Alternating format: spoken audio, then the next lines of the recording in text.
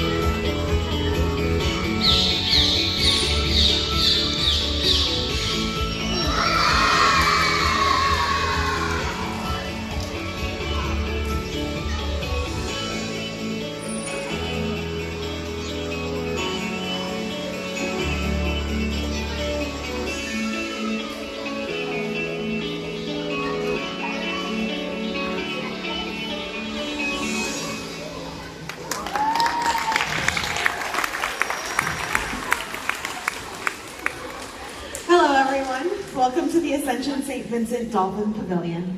My name is Holly, and today I am working with one of our rescued dolphins. His name is Taz. Over there we have Sydney, who is working with Oren.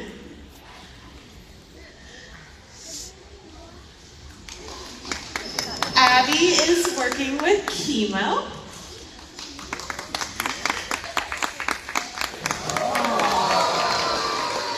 And Amy is also going to be working with two of our male dolphins named Jet and Hemingway. Throughout today's presentation, you will see us engage with these incredible creatures to show you what they are able to do, like swimming at speeds of up to 20 miles an hour, or even jumping 14 feet off the surface of the water. You'll also see us show you how we keep our dolphins healthy and what makes them such great ambassadors for dolphins all over the world.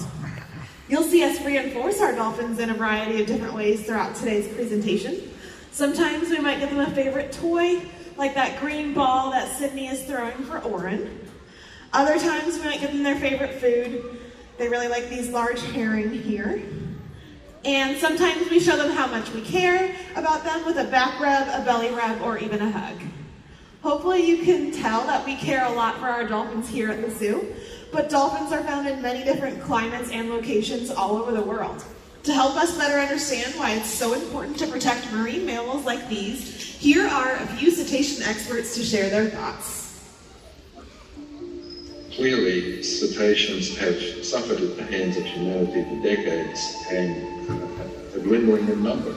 It was apparent that more of them were dying at human hands than babies were being born. If we wanted to continue to have these animals around with us, that we needed to do everything we could to learn about them and reduce the human-caused threat and try to save them so that future generations can enjoy seeing dolphins and porpoises in their coastal waters and rivers. We really need to be bringing together our expertise for supporting conservation programs in situ in the wild.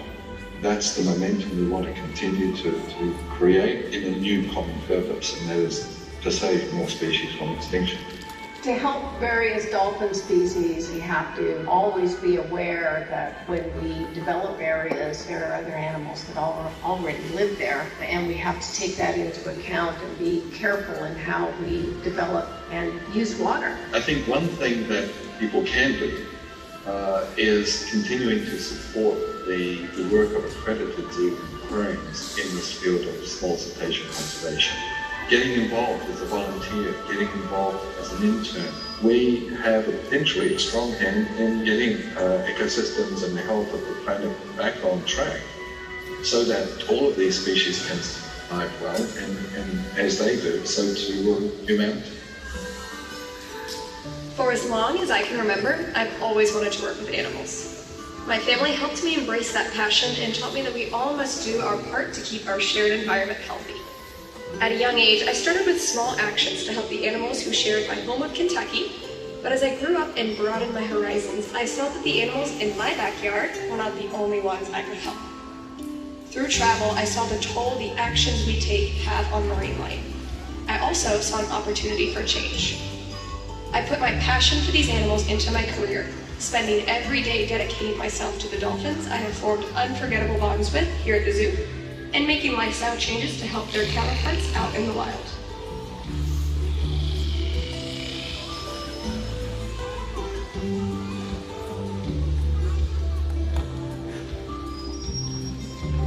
For as long as I can remember, I've been fascinated by marine life. I grew up in the Midwest, and the ocean was a faraway place that captured my curiosity. As a kid, I was always daydreaming of living by the ocean, becoming a mermaid, and frolicking around all day with marine animals. I continued to learn and study the ocean as I grew up, and after college, I achieved my dream of working alongside dolphins every single day. I thought to myself, I made it. I didn't realize until I came to the Indianapolis Zoo that we have the opportunity and a platform to make a difference. We can share the love and respect that we have for these dolphins and inspire our guests to think about how we all impact the ocean, even here in the middle of Indiana.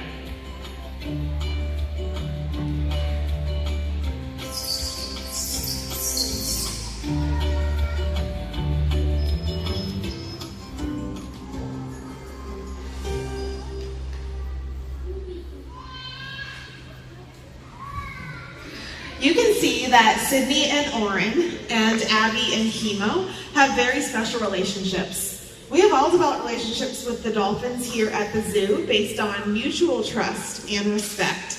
And as you can imagine, communication between species is essential when reinforcing and strengthening the bonds that we share with our dolphins. We have found different ways to communicate with each other, mostly through different hand signals and body language. Some of our dolphins even know over 200 different hand signals, so it's a lot for us to remember at times, but the dolphins are very smart and know how to do most of them. So for example, Sydney is in front of the glass there with a member of our audience, and she is going to give them a chance to interact with Oren, and they're going to demonstrate a behavior that we call lobs. This is where we'll put our left hand out with our palm facing upwards, and we'll bounce it up and down. And the dolphin will move their tail up and down. So let's see if they can do that.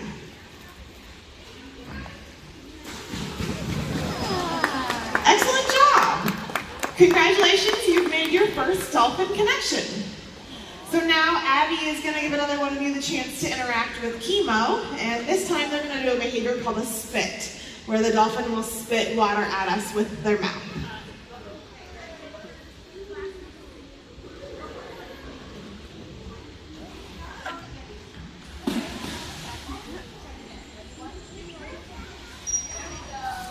There we go, great job. And now we would like everyone in the audience to have this unique experience. So what I want everyone to do is put their right hand with their palm facing forward, and on the count of 3, you're gonna give your hand a big push. Ready? 1, 2, 3. Our dolphins are going to do what we call a tail walk. And great job, everybody. Now you have all gotten to do something that we as trainers get to experience every single day. That moment when we communicate between species. Whenever we can communicate and connect with each other, we realize how important it is to look out for one another. This is true of dolphins here at the zoo and dolphins that live out in the ocean. Dolphins like Taz are called bottlenose dolphins, but that's just one of the many species that swim on our planet. Some are thriving, but others could really use our help. Let's meet just a few of them. Different species of dolphins can be found in many locations all around the world. They live in oceans and in rivers, and warm climates and in cold.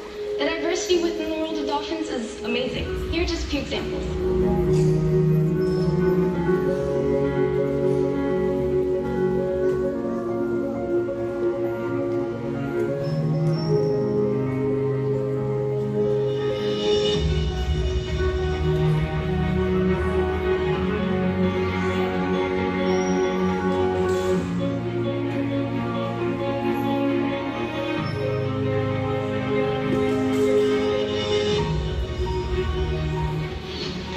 You may have noticed that some of these species are categorized as endangered. This can be caused by several things.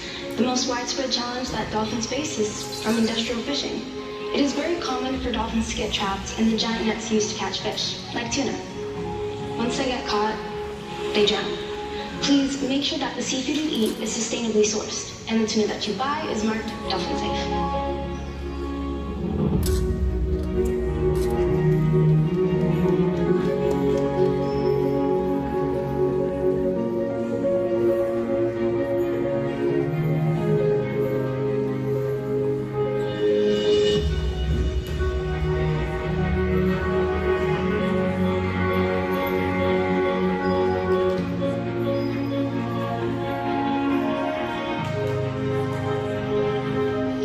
These many species and subspecies may look different, but they're all air-breathing mammals that display amazing athletic and communicative abilities.